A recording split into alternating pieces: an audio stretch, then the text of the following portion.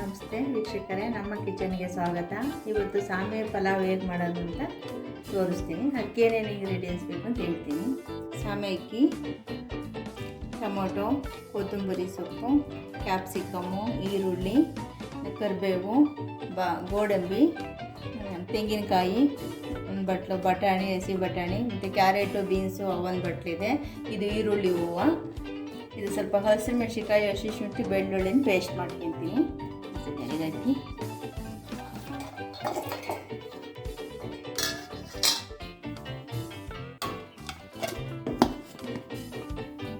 Cooker ಇಟ್ಟಿದ್ದೀನಿ. ವೀಕ್ಷಕರ, ಒಲೆ ಹಚ್ಚಿದ್ದೀನಿ, ಎಣ್ಣೆ ಹಾಕ್ತೀನಿ.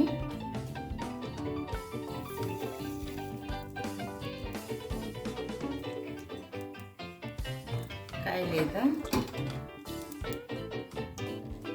ಎಣ್ಣೆ ಕಾದಿದೆ.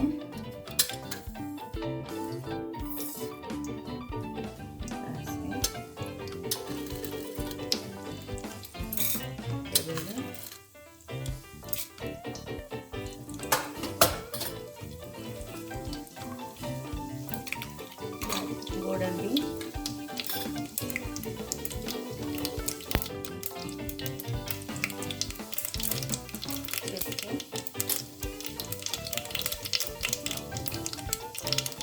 ಏಲಕ್ಕಿ,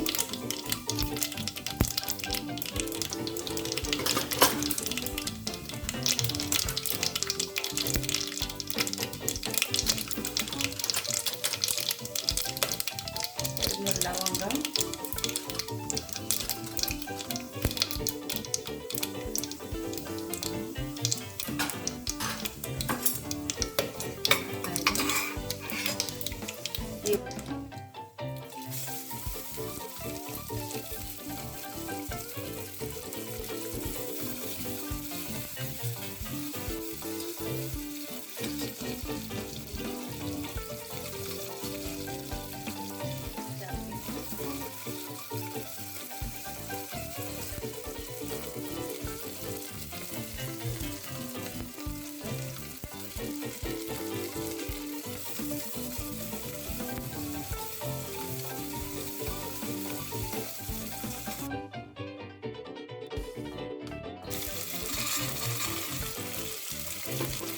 ತರಕಾರಿ,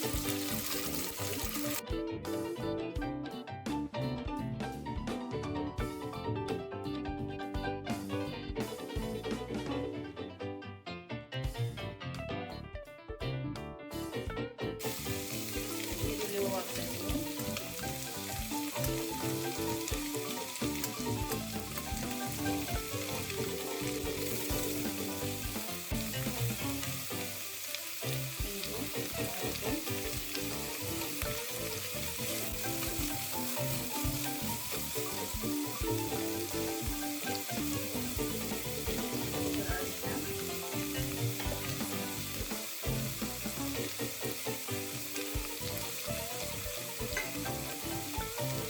ಹಸಿಮೆಣಸಿನಕಾಯಿ, ಬೆಳ್ಳುಳ್ಳಿ, ಶುಂಠಿ ಪೇಸ್ಟ್ ಮಾಡಿಟ್ಕೊಂಡಿಲ್ಲ, ಅದೆಲ್ಲ ಹಾಕ್ತಾಯಿದ್ದೀನಿ.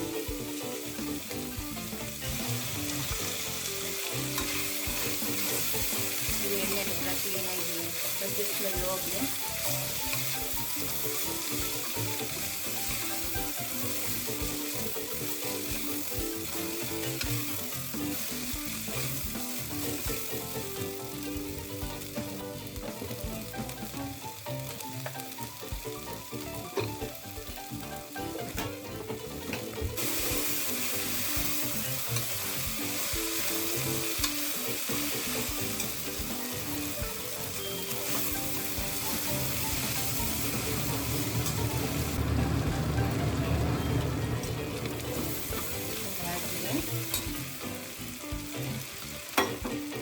ಅಕ್ಕಿ ಹಾಕ್ತಾಯಿದ್ದೀನಿ. ಸಾಮೆ ಅಕ್ಕಿ,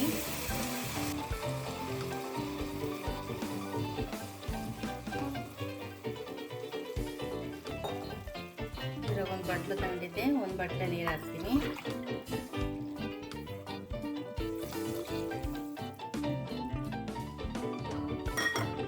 ಒಂದೇ ಬಟ್ಲು ಹಾಕಬೇಕು, ಜಾಸ್ತಿ ಹಾಕಿ ಮೆತ್ತಗಾಗೋಗುತ್ತೆ.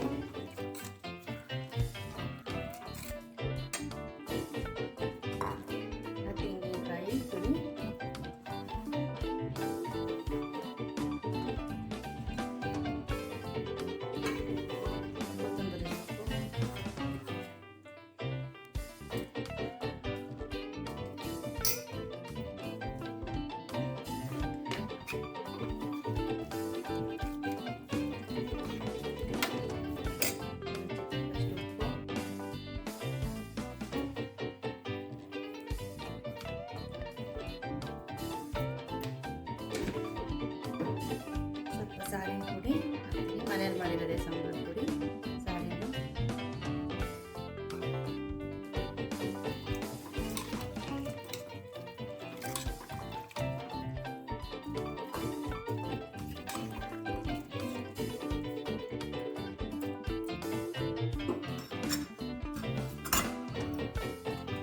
ಕುದಿ ಬರಲಿ.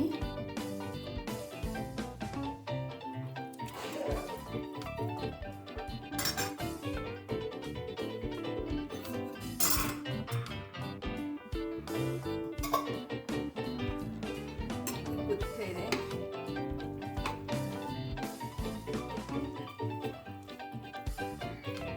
ಕುದಿ ಬಂದಮೇಲೆ ಒಂದೇ ವಿಷಲು, ಜಾಸ್ತಿ ಕೂಗಿಸ್ಬಾರ್ದು, ಮೆತ್ತಗಾಗ್ಬಿಡುತ್ತೆ.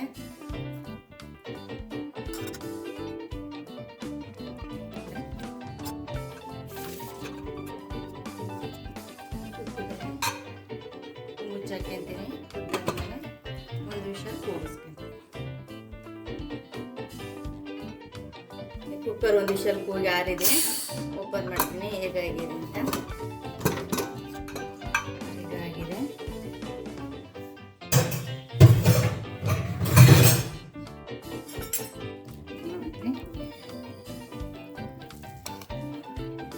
ಈ ಥರ ಉದುದ್ರಾಗ ಬಂದಿದೆ. ಒಂದೇ ವಿಷಲ್ ಕೂಗಿಸಿದ್ದೆ, ಜಾಸ್ತಿ ಕೂಗಿದ್ರೆ ಮೆತ್ತಗಾಗಿ ಹೋಗುತ್ತೆ ಅಂತ. ಸಾಮೆ ಪಲಾವ್ ಮಾಡ್ಕೊಂಡು ತಿನ್ನಿ, ಎಷ್ಟು ಚೆನ್ನಾಗಿರುತ್ತೆ.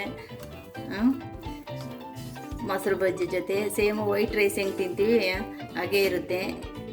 ಹೆಲ್ತಿಗೂ ಒಳ್ಳೆಯದು. ಶುಗರ್ ಇರೋರೆಲ್ಲ ತಿನ್ಬೋದು.